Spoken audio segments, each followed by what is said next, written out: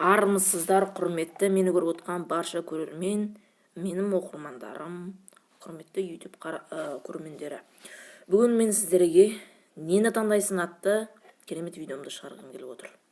Бұл нені таңдайсың деген мынау видеороликті осы тапсырмалық ойындарды мен түсіндіріп өтейін.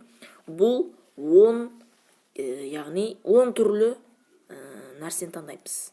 Ол тағамға қатысы мүмкін, ол мәшинеге бәрі қазір көре жатармыз. Сіздер өздеріңізге ұнаған, немесе сіз пайдаланған, сізге қайсы жағады, немесе ұнатасыз, фанатсыз, сол секілді соны таңдасаңыз болады. Қасыңызда достарыңыз болса, достарыңызбен таңдасаңыз да тіптен жақсы. Немесе скрин жасап, WhatsApp арқылы, VK арқылы әртүрлі достарыңызға жіберсеңіздер, тіптен тиімдірек болады. Ал біз видеомызды бастаймыз. Бірінші тағамдар мен сусындарға қатысты болады. Яғни әртүрлі тағам, сен қандай тағам ұнатасың, немесе қандай сусын ұнатасың, оның бәрін көреміз қазір.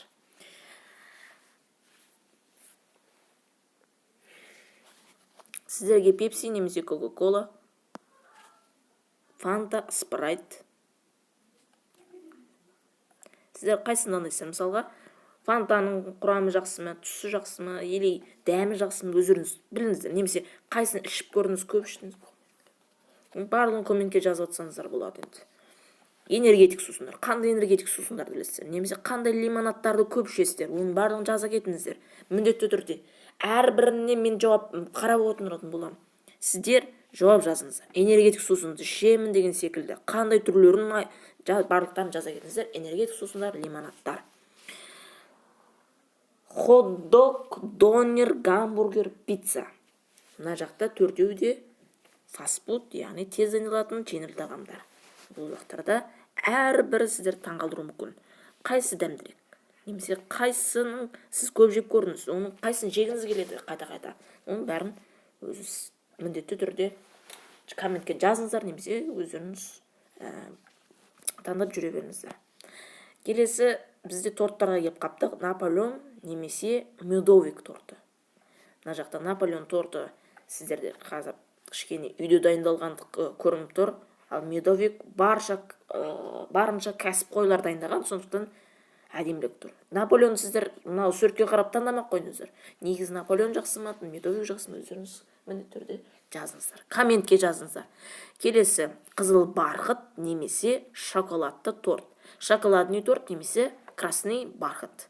Қарап отырсаңыздар, мына жақта екеуінің де түрі өте керемет. Дәмі балдай десек болады. Екінші киноларға келетін болсақ.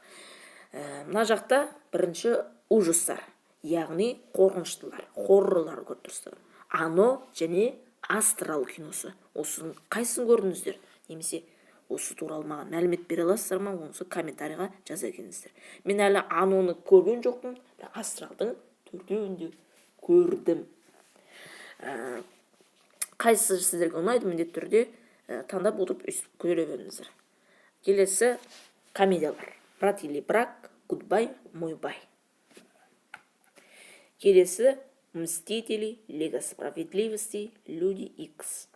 Мстители деген кек алушылар, Люди Икс деген Икс адамдары, және Лига справедливости деген әділет тобы. Әділет әскері немесе. Қарасаңыздар, үшеуі де супергеройлар. Яғни бұлар бізде боевиктер, фантастикалық боевик. Үшінші көліктерге кезек беретін болсақ, мынақта керемет көліктер бар. Таңдауда сіздер қайсын таңдарыңызды білмей қалуыңыз мүмкін. Мерседес BMW-ның арасында көптеген текетірестер болады. Мен осы Мерседес пен BMW-ны алып көрейін дедім. Қайсы сіздерге ұнайды? Егер Мерседес болса, бірді, BMW болса, 2 деген санды комментарийға жаза кетіңіздер. Міндетті түрде лайк пен комментарийларыңызды көретін боламын. Қанша комментарий жиналады көремін оның барлығы. Келесі бізде Rolls-Royce немесе Bentley. Біз көбінесе Bentley'ларды жолдардан көреміз, бірақ олардың Rolls-Royce'тан қарағанда бағасы төмендеу, құны төмен. Ал Rolls-Royce бұл кішкене қымбаттау және ол кішкене сапалы көлік. Біз Бентлиді көріп жүреміз күнде. Қайсы сіздерге ұнайды, өздеріңіз көріңіздер. Келесі Lamborghini, Ferrari супер жылдамдық көліктері. Яғни бұлардың әсемдігі неде, жылдамдықтары да керемет. Қайсыны ұнайсыздар? Келесі Koenigsegg және Bugatti. Екі көлікте зулап зымырайтын көліктер. Ең жылдам көліктердің қатарына жатады. Қарасаңыздар, Bugatti өте керемет. Міндетті түрде сіздердің жауаптарыңыз өздеріңіз қарап отырыңыздар, скринге жасап алыңыздар. Келесі төртінші бізде спорт адамдары, яғни спорт майталмандары. Бұл жақта біздің елдерге емес, шетелдегі танымал спортшыларды алып отырмыз. Барлығымызға белгілі Криштиану Рональдо және Лионель Месси. Енді сіздерге айтқым келіп отқаны, Криштиану Рональдо болса, міндетті түрде 3 деген санды, Лионель Месси болса 4 деген санды қалдырып кетіңіздер. Менің ойымша Лионель Мессиді, Криштиану Рональдоды өте мықты. Келесі Хабиб Нурмагомедов және Конор Макгрегор. Бұл екі кісі де UFC-дің майталмандары. Екеуінің бойларын көрген шығарсыздар. Бірақ сіздер олмен барлығы шешілді деп ойламаңыздар. Қайсының ойында, қайсы көп ұтады, оның барлығын, қайсының сіз фанатсыз, міндетті түрде таңдайсыз, әрине өзіңізді еркіңізде.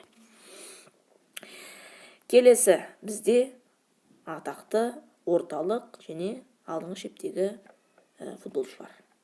Қараутса Эден Азар, Пауло Дибала, Килиан Мбаппе, Филиппо Коутиньо және Джуниор Неймар.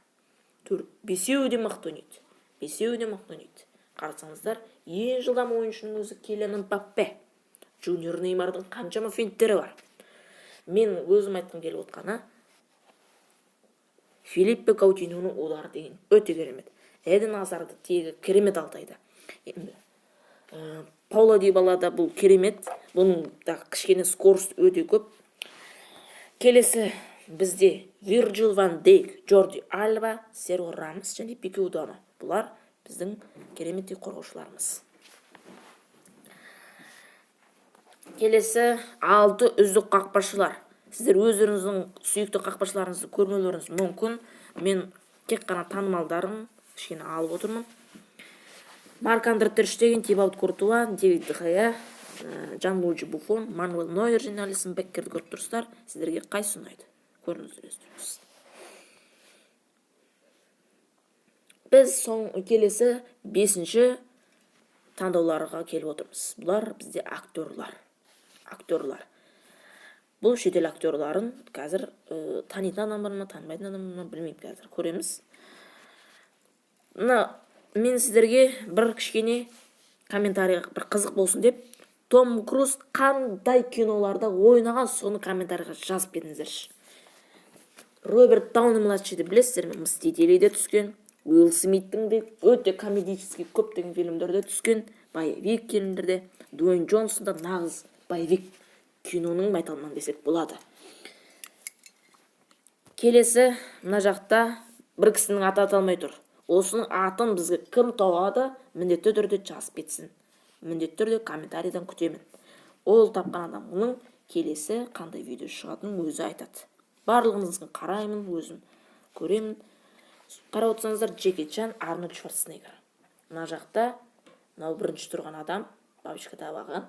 Ол кісі План Победы ойнаған және ең осы үшеуінің ішіндегі ең қарты. Арнольд Шварценеггер Терминаторда, Джеки Чан бізде Часпикте және де көптеген танымал киноларда ойнағанын білесіздер. Келесі біз 6-шы әлеуметтік желілерге өтейік, көп созбай. Қарап отырсаңыздар, барлығымызға танымал Лайки және TikTok. Қазір білесіздер, Лайки да TikTok да жаңғырып жатыр, керемет видеолар. Комедиялар бар. Көптеген лайфхактар бар. Футболдағы керемет қызықтар бар, барлығы бар. Қайсысы сіздердің елдеріңізде, соткаларыңызда бар программа? Google, Яндекс, Google Chrome, сіздер қайсын көп пайдаланасыздар? Instagram, YouTube, ВКонтакте, WhatsApp, бұлар төртеуі де керемет. Сосын ішіндегі қайсы сіздерге жағады немесе көп пайдаланасыздар? Өздеріңіз таңдаңыздар. Келесі бізде Facebook және Telegram. Қазір бізде онлайн оқу болғандықтан Telegram жазылып жатыр. Көбісінің соткысында Facebook көбінде бар деп ойламаймын, бірақ міндетті түрде бар болуы мүмкін. Біз келесіге ауысатын болсақ, бізде 7-ші техникалық құралдар. Яғни техникалық құралдарда мен ешқандай фотоаппарат ондайларды алған жоқпын, және де көптеріңіз ойлайтын шығарсыздар, көбісілеріңіз андай холодильник, сол секілді заттар алды деп. Мен тек қана 4-ақ зат алдым бұл жақта, қазір көретін боласыздар. Бұл жақта сіздерге ноутбук, компьютер, сіздерге қайсымен жұмыс істеген тиімді, немесе қайсыны керемет, өздеріңіз міндетті түрде таңдай беріңіздер. Смартфон, теледидар, яғни ұялы телефон және теледидар. 8-ші бізде телеарналар. Қазақстанның ұлттық телеарналары. Мына жақта көріп отқандарыңыздай өте ескі біздің арналардың эмблемалары тұр. Қарасақ, мұнда 3 заман ағымындағы латын қарпімен жазылған 3 керемет қазақстандық, таза қазақстандық нелеріміз, каналдарымыз тұр. Қазспорт, Қазақстан және Балапан телеарналары. Өзіме Қазақстан телеканалы өте жағады, кейбір кезде Қазспорт. Сонымен қатар 31-ші арна, 7-ші арна, НТК. Сонан кейін мен сіздерге айтқым келіп отқаны, осы шақтардың ішінде қайсысында реклама көп болады, соны тауып беріңіздерші бізге. Мен осы үшеуіне де көп не болады ондай рекламалар болады, жарнамалар. Осының ішінде қайсында уақытымен көресіздер ме, маған комментарийға жаза кетіңіздерші. Келесі 9-ші телефон түрлері. Телефон түрлерінде біз әртүрлі телефон түрлерін алдық, бірақ сіздер Sony, Nokia өңшін дамымай қалғандар алған жоқпыз. Біз тек қана ең танымалдарын ала отырмыз. Олардың ішінде Oppo, Samsung, Huawei, iPhone. Қарасақ төртеуі де өте керемет. Сіздерге келесіде осы туралы айтсаңыздар болады. Мен келесіде сіздерге осы туралы мәлімет айтқанмын. Немесе iPhone қашан шықты, қандай программалар, әлеуметтік желілер қашан шықты, оның бәрін келесіде видеода көрсететін боламын. Әрине комментарийға жаза кетіңіздер. Не түсір, жауаптарын жазған адамдарға. Келесі бізде Redmi және LG арасында тартыс болып жатыр. LG жақсы ма, Redmi жақсы ма, әрине өздеріңіз қалауларыңыз. Соңғы 10-шы әлем елдері. Әлем елдерінің ішінде біз ең танымал елдер, соның ішінде көп саяхаттайтын елдерді алып отырмыз. Және де біздің Қазақстанымыздың қасына орналасқан 3-4 мемлекетті алып отырмын. Келесі. Италия, Испания, Германия, Франция. 4 Еуропадағы үздік мемлекеттер. Осының қайсына барғыларыңыз келеді? Міндетті түрде комментарийға жаза кетіңіздер. Мен міндетті түрде оқимын. Сол туралы мәлімет те жазып қалуы мүмкін. Оның барлығын көре жатарсыздар әлі.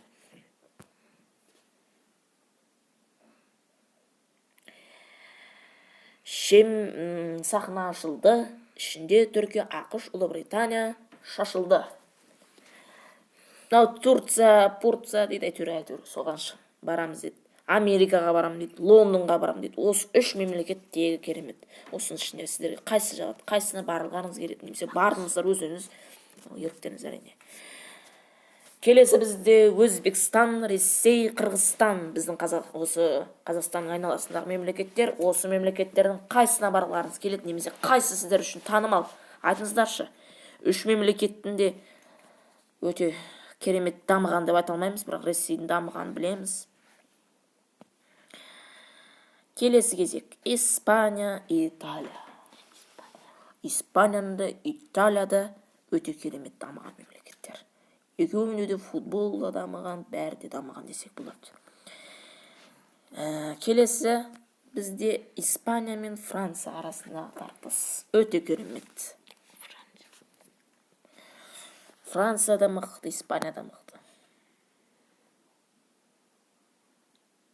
Ұлыбритания және Германия. Америка құрама штаттары, Германия. Осыларды таңдап бітсеңіздер, бүгінгі біздің нені таңдайсың атты, бүгінгі біздің видеоролигімізді аяқтаймыз. Егер міндетті түрде ұнаса, лайк басыңыздар. Мен комментарийға жазып кетіңіздер деген нәрселерді міндетті түрде жазыңыздар. Әрине өздеріңіздің еріктеріңіз. Келесі видеода не шығатынын жауап берген адамдар, комментарийға жазып кеткен адамдардың қалауларымен орындайтын боламыз. Сіздермен бірге болған мен Дәке, мен сау сәлеметті болыңыздар.